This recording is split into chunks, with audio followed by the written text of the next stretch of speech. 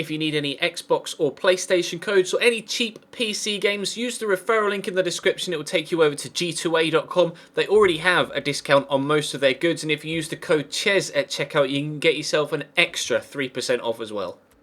Hey guys, how's it going? Ches back again, and welcome to episode number 20 of the Chelsea Career Mode here on FIFA 16. We're training some of our youngsters again, going for those youth players as well as those fringe youth players, like in real life youth players, like Ruben Loftus-Cheek and Kennedy, rather than the regens, Santoso, etc. Matic there on the right hand side, getting a B in his corner delivery. But we start with an extremely difficult game. European knockout football is back. We've recently started playing European knockout football again at Wolfsburg in the other series, as we've reached around 32 of the Europa League, and in this series we're still in the Champions League. We're able to make it through the group stage with Chelsea, and we face Juventus. Now, we actually faced Juventus with Wolfsburg in the group stage of the Champions League in that series as well, and they were very, very difficult to play against. We in fact lost against 10 men when playing against Juve, thanks to two incredible goals from Mario Mandzukic. So I was going to have to hope that we could A, play better here, and B, quieten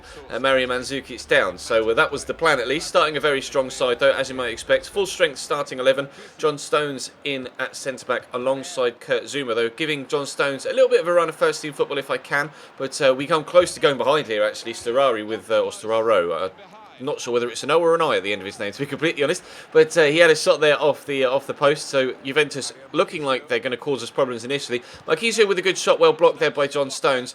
That's just a shoulder pass. That's just a coming together of two players there. Stones just stands his ground. Marquisio runs into him, falls to the floor. Referee gives a penalty. That has never been a pen in a bajillion years.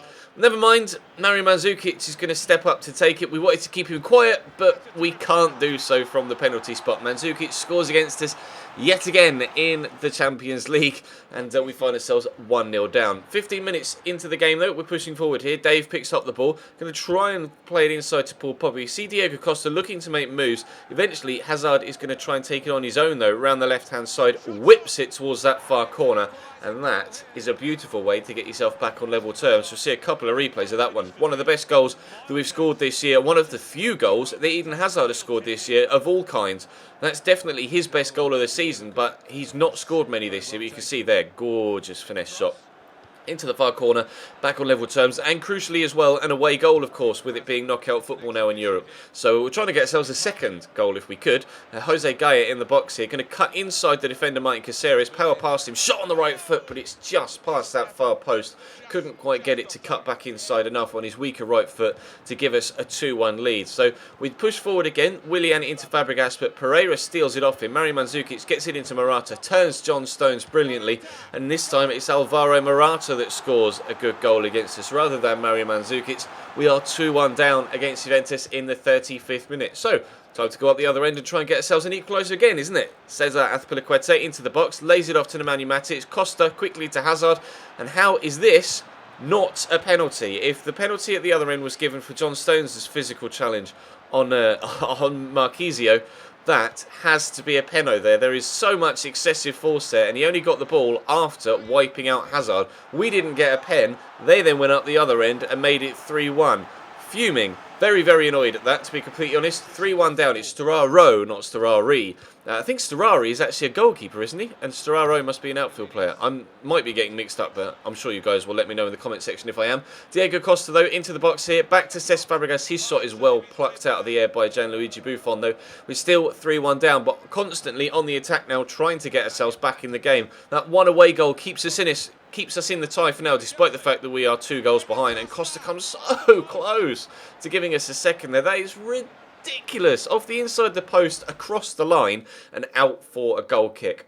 Unbelievable scenes, but unfortunately it's a 3-1 defeat away from home, but we do have the away goal, which does definitely keep us in the tie. So a 2-0 victory at home, whilst it is obviously going to be a difficult task, will be enough to see us through to the quarterfinals of the Champions League. So back to Barclays Premier League action. We are currently 5th, but with a game in hand on those above us, so can go 4th with a 3-goal victory here or better at home against Newcastle. Playing Bertrand Traoré on the right hand side, and Pedro on the left, with Oscar sat behind Loic Remy, who's in good goal scoring form recently. Obviously scored a couple of good goals against Arsenal in yesterday's episode. We had indifferent results yesterday. We had a good win and a poor defeat in the league, and then obviously we played the youth players in the cup game against Manchester City and gave as good as we got in that game. We were unfortunate to lose it to two very good strikes from Sami Nasri and Yaya Toure, but Loic Remy picking up where he left off from the Arsenal game there, starting to show Tim Krul that he's not going to be an easy striker to play against in this one. Then Pedro picks out Oscar on the edge of the box here. He brings it down. First shot's going to be well blocked, but it is eventually going to drop back to him via Papi Djiliboji here, and his second shot is just flashing past that near post. Very close to giving us a 1-0 lead. So into the second half we go. Bertrand Traoré with rather a poor pass, to be completely honest. Fortunately, though, Nemanja Matic is able to retrieve the ball. Baba back to Nemanja Matic. See Oscar there waiting for the ball. He's going to pick it up across to Pedro. Pedro with a lovely little move there to get free of the defender, and there is where his 5-star weak foot really comes into its own.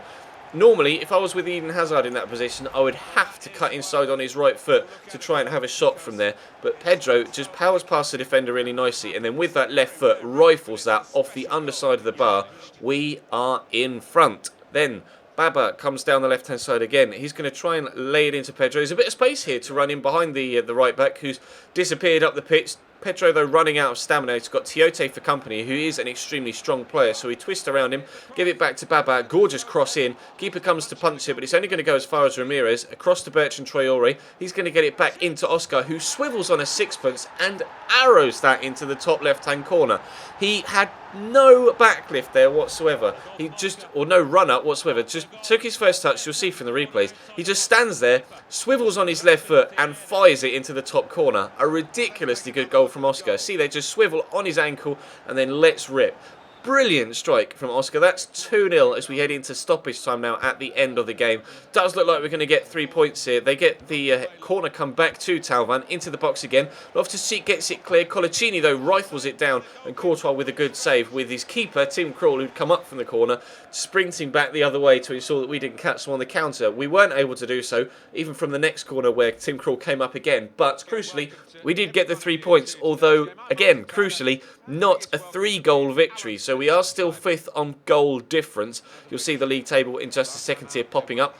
By +1, we are 1 point behind Tottenham. But again, victory here could put us up into the Champions League spots again if Tottenham slip up, or even if we just get a better win than Tottenham. So obviously Southampton are a decent side. Starting, you'll notice, said John Mikel Obi in the central midfield position alongside Victor Wanyama. So the strength in their holding midfield roles is very much apparent with, 88 strength or something like that for Mikel, and even more for Victor Wanyama. But again, starting a strong side. This time, though, with Kennedy on the left and Willian on the right, with Ruben Loftus-Cheek alongside Cesc Fabregas in the midfield. Matic played both of today's games so far, so was slightly jaded by the time we got to this fixture, so obviously he had to take a back seat. And in fact, this game came 2 days after the Newcastle game, which came just 3 days after the game against Juventus. So we're in the real thick of it when it comes to fixture congestion. Again, no surprises, but fortunately no games on back-to-back days, at least so far. I've seen loads of tweets from you guys